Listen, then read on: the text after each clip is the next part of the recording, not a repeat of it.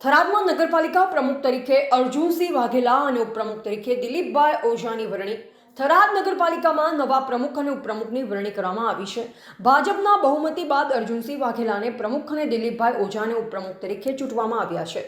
થરાદ પ્રાંત અધિકારીની અધ્યક્ષતામાં યોજાયેલી સાધારણ સભામાં આ ચૂંટણી પ્રક્રિયા પૂર્ણ થઈ હતી.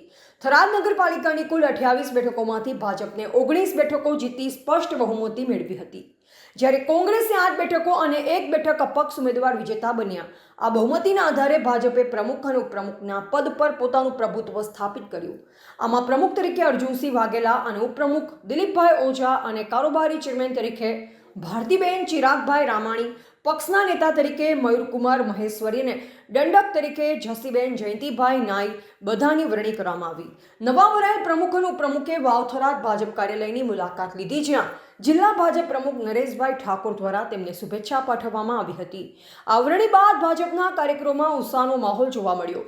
કાર્યકરો દ્વારા વિજય સરઘસ કરવામાં આવ્યું, જેમાં અનેક જગ્યાએ નગરજનો અને વેપારીઓ દ્વારા અબીલ ગુલાલ ફુલહારથી સ્વાગત કરવામાં આવ્યું. આ વિજય સરઘસ ઢોલ નગારા ડીજે સાથે નગરપાલિકાથી લક્ષ્મીજી મંદિર, રામજી મંદિર થઈ મેઇન બજારથી દરબારગઢ પહોંચી હતી.